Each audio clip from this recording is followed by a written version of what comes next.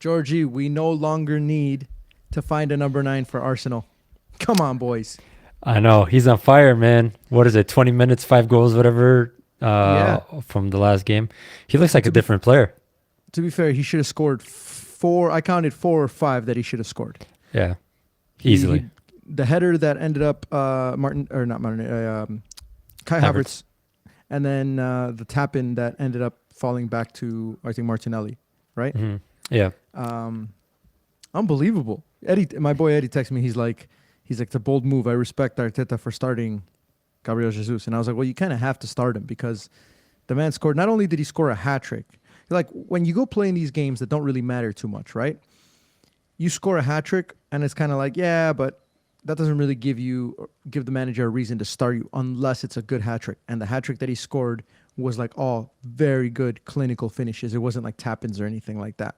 So what I think, yeah, he's it's surprising because I almost had him written off. I was almost like, you know what, Gabriel Jesus has gotten to the point where he's like, you did have it written off. he's not the right guy for us.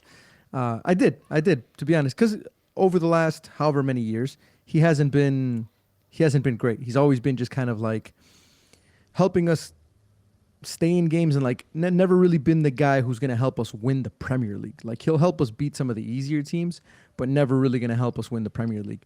And it's still early. It's only 2 games, but he looks like a completely different player. Yeah, I mean, it's confidence. I feel like in the beginning, in the middle of so far of everything, he's never really looked like he had like enough confidence. And now, like the past 2 games, is just you can just tell like when players run, whenever they shoot, whenever they dribble, you can tell when they're confident when they're not. If they're not confident, they kind of hesitate. Today on the second goal especially, the guy he just took the shot right away, confidence, hit the post, went in, clinical, boom. And to be fair, I was actually thinking like, wow, Palace might have you guys here because in the first half especially, you guys looked a little bit Yeah, Raya uh, looked shaky, right? He almost gave up that yeah. one. Right, Saliba with the Yeah. miss kick and whatever, and then almost if Mateta scores that, who knows what happens. But you guys after that, after the first 30 or so minutes, you guys completely dominated the game. Yeah, I wasn't too worried about it. I was a little bit worried when they tied the game at the 1-1 because I was just like, ah, crap. Like, we always start really well. I'm always like, we're playing a team that's below us. And whenever we score early against a team that's below us, I'm always like, all right, we're good. And then all of a sudden, something happens. And then next thing you know, we're like tied 1-1. And I'm like, oh, here we go. Now we have to climb back uh, to get through this and stuff. And then, to be fair, though, like that was a convincing performance. Most people are giving us shit because we're always like, oh, you don't score from open play. You don't score from open play. And honestly, the last I don't know however many goals or whatever games, it was like we've only scored this many goals from open play. Almost all of them have been set pieces. And today, finally, we looked a little bit more like the old Arsenal. My boy Mikel Arteta. I just where does he come up with getting Gabriel Jesus some playing time out of nowhere? Like that just seemed a little weird to me. I'm like, dude, the dude hasn't been good in forever. He gives him time during the week, and then all of a sudden he's like our number 9 right now. I don't know what's going on. Well, that's why you have the cup games, like Yeah, like give the chance to somebody else to see what they do. However, Saka injured hamstring. yeah, That's if like that ruins it a little bit, doesn't it? Like towards the it. end, you're like, oh, this was all perfect, except we lost our best player. Would you right now take a draw and not have Saka injured, or would you take the 3 points and have Saka injured?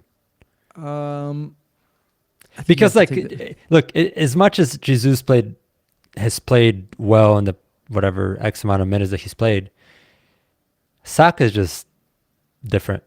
Like he's just different class to everybody Yeah, else. Like within a game today, it's a bit different because you're already playing and somebody has to step up, and Jesus already did with Saka on the field. But long term, I mean, who knows how long this is gonna sure. be? But I don't know. Um, I think we're at a point now in the season where we can't give up any points. Like we can't drop points. We can't afford to drop points at all. Does it suck that Saka went down? Of course, because Saka is our best player and he's our most consistent striker. He's the one player in the attack that besides Odegaard that I feel like every time he plays, he's always going to be dangerous. I think everybody else goes through ups and downs. I thought Martinelli actually played well, but like Martinelli, Trossard, Gabriel Jesus, even Kai Havertz at times. Like those guys, they can look different from game to game. Saka's the only one that looks consistent from game to game. So it sucks that we lost him. However, we can't like we got 3 points, and then I don't know. Who knows what it could be? He could be out for a week or two, or he could be out for a month or so, or even longer. Hamstrings are tricky, man. It just depends on the severity of it. Yeah, it didn't look good though. As soon as he kicked it, he just grabbed it. He's Yeah. like, "This is not."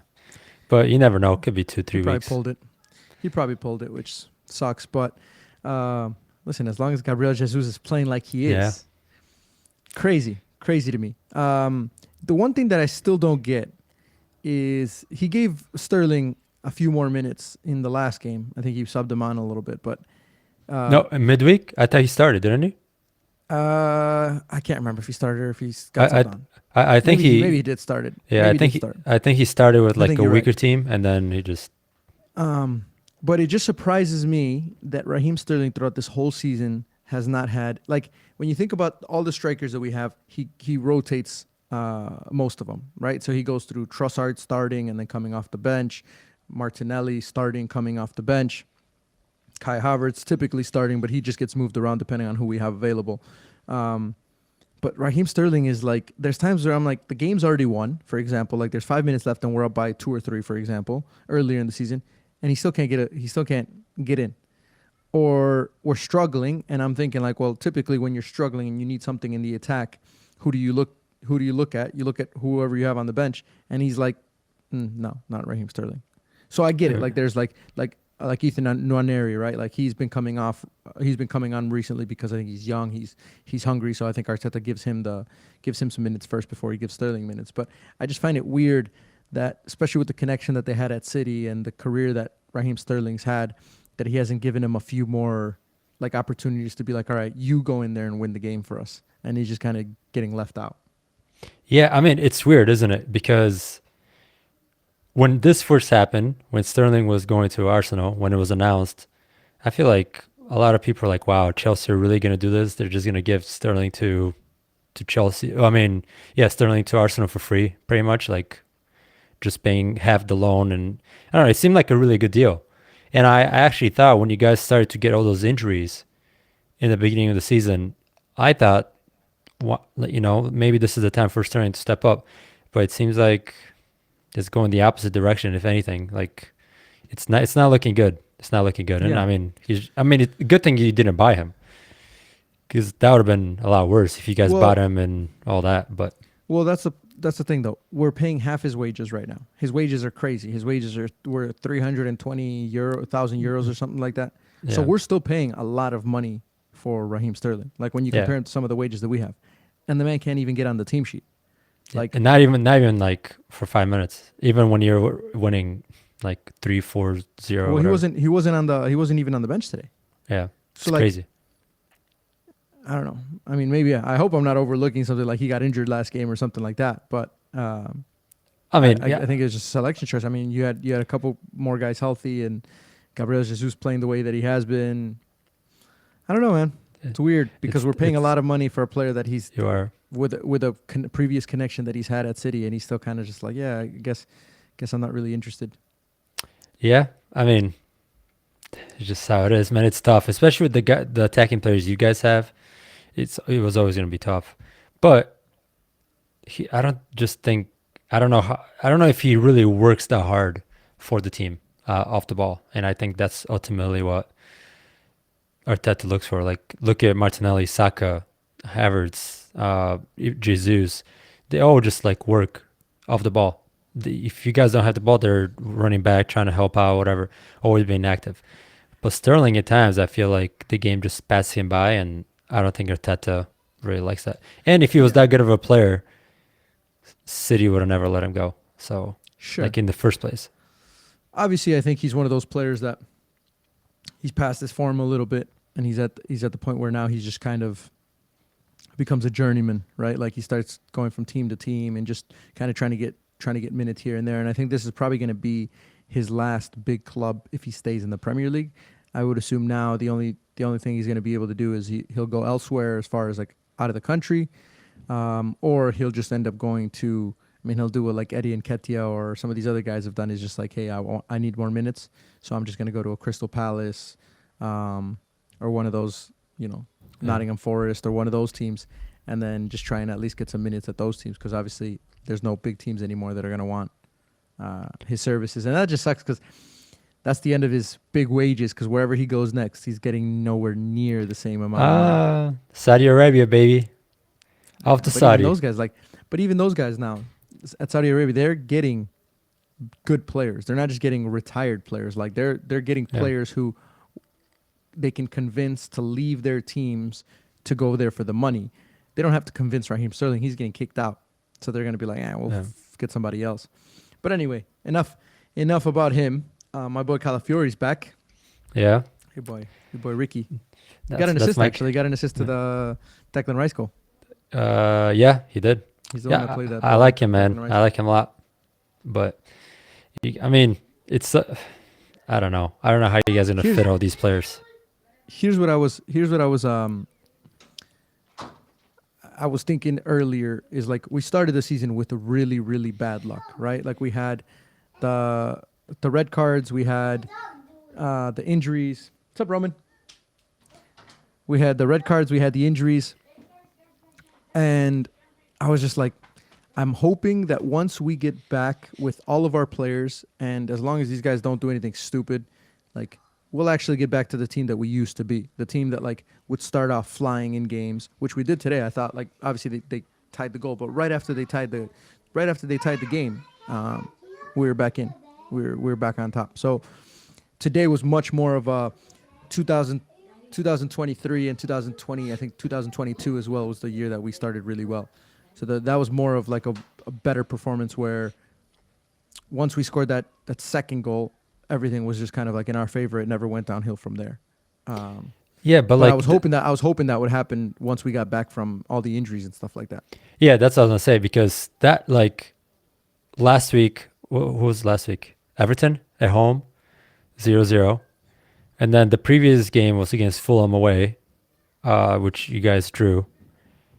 So like now it's 2 weeks. This is the third week. Obviously, now you guys win, but it's like something has to change. There's no way Arteta's doing the same tactics.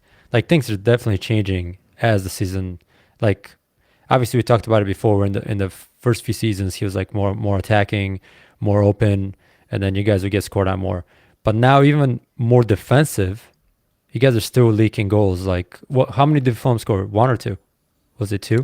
Fulham was 1. I think it was just a Raul Jimenez goal. Yeah, it was the Raul Jimenez goal. So it was, 1-1, and then today the 1. But the problem isn't necessarily that we're leaking goals. It's more so the fact that we are not scoring enough, and then something happens, and then all of a sudden we end the game tied, or we end like 1-1 or 0-0. And then against the bigger teams, that's where it's going to hurt us, because the bigger teams are going to be able to score a couple more goals on us. And if we're not scoring enough, we're not creating enough, and all we're relying on is set pieces, then we're going to have a big problem, right? So I think I agree with you. The trajectory has been like, we started when Arsenal started coming back. We started coming back with some like amazing open play. There was games that I remember watching that in the first 5 minutes, I was like, I've never seen a Premier League team this good in the first 5-10 minutes of the game.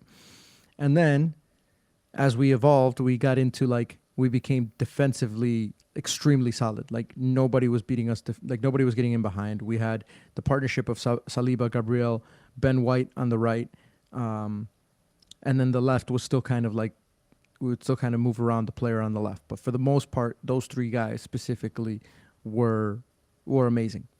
So much so that I think we kind of almost got confident of like, hey, this is our strength. We're just really good defensively, and we're going to continue to win games because we're probably going to score. And as long as we don't get scored on, we'll be fine. But then it got to the point where, I don't know, maybe we started focusing a little bit too much on the defensive side of things, and we weren't scoring enough goals unless they were coming from set pieces, which then created the problem that we've had in recent times, where it's just set pieces.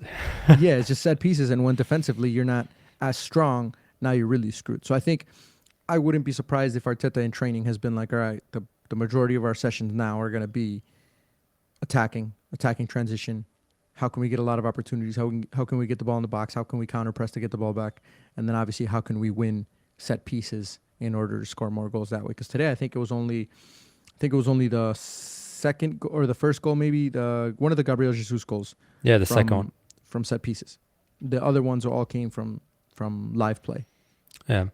And So we almost scored one too off a set piece. I think it was Gabriel who hit the crossbar.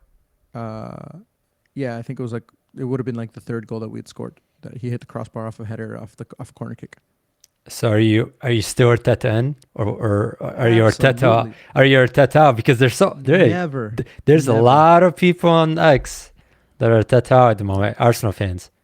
No, I think it goes back to that thing that we talked about like when you overperform or when you do more than what's expected, those become the new standards. And when those become the new standards and you can no longer live up to them or whatever, people want you out. I mean, the perfect example is West Ham, right? Like West Ham does really well one season because of David Moyes, and now all of a sudden they didn't do so well this season, and now everybody's like, oh, J-Lo out, J-Lo out, J-Lo out, right? Yeah, sack him. Yeah. Get rid of that guy, man.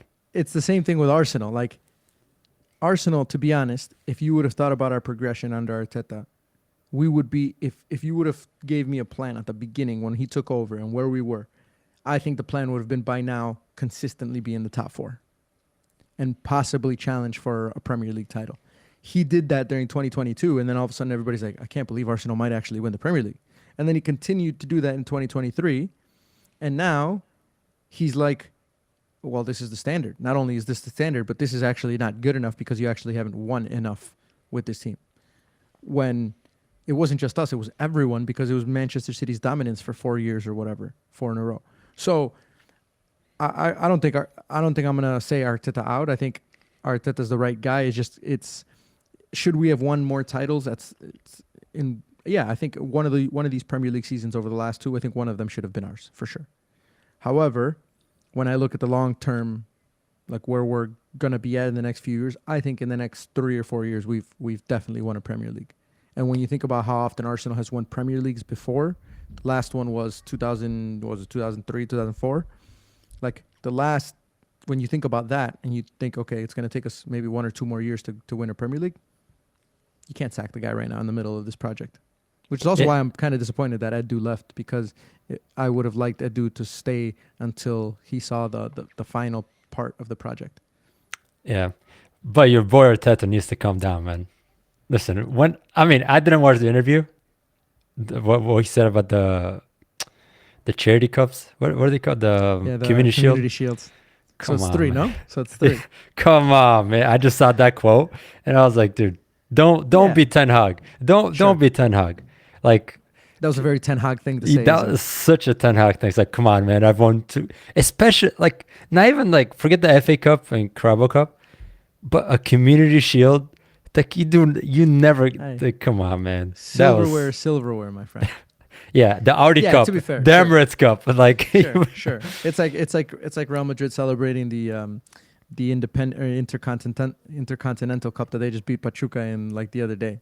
Like I don't know. I know that was a Ten Hag thing to say. I'm not gonna lie, but that's one of the things that I find interesting about like Ruben Amorim at Manchester United is like right now he's gotten so much shit from the press that if he wasn't a brand new manager in the Premier League, he would have gotten off at the press at some point. Like everybody's given, like when you think about like Big Ainge has kind of started to crumble a little bit during some of the press conferences. Ten Hag completely crumbled during the press conferences. Even Jurgen Klopp would get really upset. Him and Pep as well would get really upset. But Ruben has been really good about his press conferences and like taking everything without like being upset about the question, just like answering the question.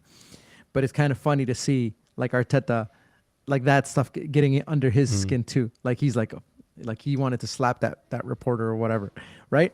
But I just kind of find that funny because I wonder how long it's going to take Ruben Amorim to kind of settle in with everybody else to the point where he starts getting pissed off at all these stupid questions that they're asking him, or he's like really trying to defend himself because of the bad results or whatever. 3-4 months in this Manchester United job, and he's done for. Dude, it makes you so like you look at like Pep Guardiola when he first started to now. You look at Jurgen Klopp and like, dude, it ages you so quick to be a manager in the Premier League. That's what's this? Arteta's 6th year, right? 6th season. I think 6th sounds right. Man, that's crazy. Because Jurgen Klopp lasted 8, 9. Yeah, 9. That's crazy because in the Premier League, a 9-year reign as a Premier League manager is pretty impressive. Yeah, because you have to be a very good manager. They get fired left and right. That's why it's like I don't know. All right, but How, anyway, is Arsenal back? Are we back to where we should be? Are we? I was telling you guys this in the podcast before. Like yeah, I just thought we exactly. weren't looking good, right? We weren't Exactly. looking. Yep. Say Now let you're me put it in. wrong. Let me no no no. Say Let me you're put it in wrong. perspective. Let me put it in perspective. We just beat Crystal Palace, who's in the relegation battle now. They're 15. They're sitting 15th now in the league. So to be fair, we had to have beaten them. Like if we would have tied or lost this game, I would have been like, oh shit, here we go. We're like, I mean, we're struggling. We're done. You tied Everton we last had to win. week. Yeah, sure. So And did Fulham before. Yeah, right? but wait, Fulham is actually a good team. But So like that's what I'm saying. Everton, So that's what I'm saying. It's like we haven't done anything, right? Like we haven't. It's not like we just played Liverpool and just beat Liverpool or beat Chelsea or beat Manchester City or whatever. We beat a team that we should have beaten after this being the third team that we should have beaten, and we still and this is the first win in those 3 games or whatever in the Premier League. So I think this keeps us in the like for sure in the top 4. Obviously, I still think we're too far off to talk about us being title contenders right now. how many points are you off? 6 probably. Well, because you guys have a game in hand. So let me look. So we're at 33 and you guys are at 36. So you guys are 3 points with 2 games in hand now. So you guys will still be 9 points ahead. If you win those 2 games in hand, you guys will be 9 points ahead. So when you look at it like that, like, yeah, we're still far off. We're only 1 point underneath Chelsea, below Chelsea, but they have a game in hand. So let's say 4 points to Chelsea and 9 points to Liverpool. So Yeah, but that's a lot of ifs. sure, but we keep getting further and further into the season, and you were like, "Oh, it's early. We're getting close to 20 games. We're getting close to 20 games, which is well past the halfway point, or around that, a little bit more than the halfway point. Yeah. And we're approaching at 9 points. I think this was one of the questions that we had on the podcast. We said like, if we get to the end of the year and we're at 9 or 11 points away or whatever, I told you I was like, yeah, well, like that's where I think we'll be. But you thought we'd be a lot closer. So it just depends on Liverpool. Well, technically, you guys are closer. 3 points behind. Well, Simple as that. That's like Eddie texting me. He's like, "How do you feel if Chelsea goes top of the table tomorrow?" I'm like, "Yeah, but you still like Liverpool has a game in hand, so you can't say top of the table when another team has a game in hand." Yeah, but to be fair, it's psychologically, like on that level, it's like just looking at a table, knowing you were up, and then somebody else goes above you, just puts pressure on you. So Sure. I don't know. And I think the good thing about our position right now is that we're in a position where we don't have the pressure. The last 2 seasons we've had the pressure because we've been at the top of the table, and then we're going into every single game like, man, they're chasing us. And the moment you start dropping points when you're top of the table, you start doubting yourself a little bit, and then it could be one of those where like you have 5 or 6 really bad results. Whereas right now we're flying under the radar because now we're like, nobody really expects us to win. So there's really no pressure of having to perform we have the pressure of having to catch people up. But for us, like, we win and then you guys have to win. And it's like taking the first penalty in a penalty shootout. Like if you score the penalty, the other team has the pressure of like, fuck, I got to score the penalty as well. So that's kind of how it feels where we're like chasing you guys a little bit right now. But we're flying under the radar with not as much pressure. Still so much to go, man. We're not even halfway through. Like what, 15 games in? Is this 15 game today? You 16? guys are 15, 17. This is 17 for us. Oh, so you guys are 15. So few games away from halfway of the season. It's crazy. It's crazy when you think about it. We don't need a number 9, Georgie. We found him. He was within our ranks the whole time, just hiding, lurking. He was there for the past 4 years now, 5 years. Do you think these are two, like just really quickly before we finish this, but do you think this is 2 just kind of lucky performances type thing? Or do you think that like he's actually going to get back to his form and like be really good? I mean, to be fair, I've never really thought Gabriel Jesus was like a top striker. I think he had a little bit of time at Manchester City when he first got in where he was like pretty good, but for the most part, he's never been like the most clinical dude who's like scoring hat tricks and scoring 2 goals per game. I don't think he's gonna be clinical, if that's what you're asking. Like, is he gonna be good? I think I like him a lot because he does everything off the ball, and that's how you guys play. Like, you guys don't really play with. I mean, you guys don't have one, but you guys don't really play with like a Holland type of a striker. So Is he gonna be better? Yeah, his confidence is obviously gonna help, and he's gonna keep playing, and he's gonna keep running and working more, even more now because he's confident. Like things are going his way. But is he gonna get you 20 goals a season? No, I don't think so. Don't think that's the player that he is or ever. Like really, No, but do you think that this will end the search for a number 9? no, no chance. I'm Like, getting ahead of myself. It's 2 games. well, no, it's not just that. Like you guys have had him for the past 4 years. Yeah. So like it's not like randomly he's like become this amazing player, which he's a good player. Don't get me wrong, but I just don't think he's like, all right, Arteta's gonna wake up tomorrow and be like, you know what, this is it. Gabriel is the number 9. I messed up for the past 4 years, and then that's it. We found him. We don't need to buy anyone. Or maybe you guys make that mistake and you find yourself in the same situation you guys have been in the past few years. Yeah. Well, the good thing is that the important thing for a striker is that they have to have confidence. They have to know like that they're in good form, and once they're in good form and they end the drought and all that, they can be. They're much better when they're confident and they're in form, obviously. So we just gotta like all the guys in the locker room better be giving him all the support because he is filling a role that we don't have right now, and he's a player that we didn't think could fill this role at this point right now. But then now it raises the question though: who sits out?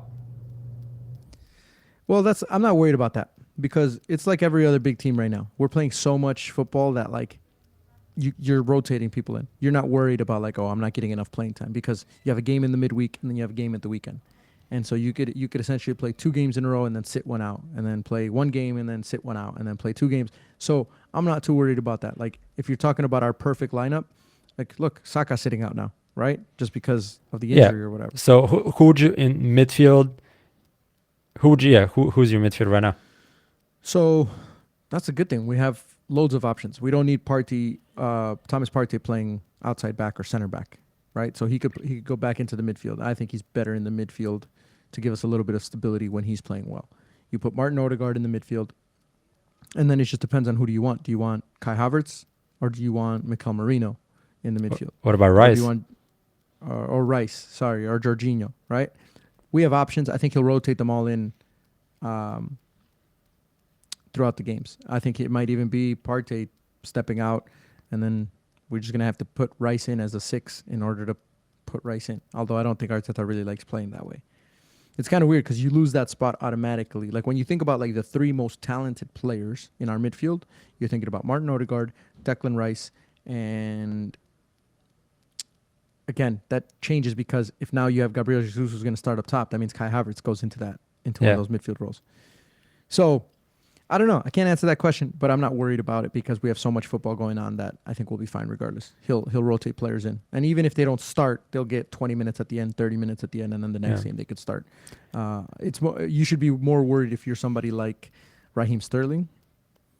Who else? Pretty much just like players like him or like Zinchenko, for example, because now you're getting towards the bottom of all of those rotations where you're not going to get that much time, and he's not going to rotate through his whole squad. He's going to rotate through like 2 different squads. So if you're not in those 2 squads, chances are you're not going to be here next season. Or Give Zinchenko playing time, man. I need that man on the field. I like Zinchenko. He's my favorite Arsenal player. Put him on there. Don't you? Him and Sterling on the field at the same time, please. Yeah. I need that. Well, I don't know about that. But Arsenal are back, baby. We are back. You guys never left. We got a long way to go. You never left. This man, we're back. You're the only one that counted them out. But now, listen, now we're all watching Liverpool, Georgie. Now we're all watching. No. Everyone's watching Liverpool right now. And we'll see if you guys can handle the pressure. We'll see how long Arne Slot takes before he does that magic interview where I'm tired. Thank you for everything. This will be my last season. I'm just tired. I'm sorry. Hey, it is what it is. We're just listen. Nobody thought we would be in this position. I'm just taking it game by game. I'm not thinking about nothing else. Fair enough. All right. That's it for this one, guys. We will catch you guys in the next one. Peace.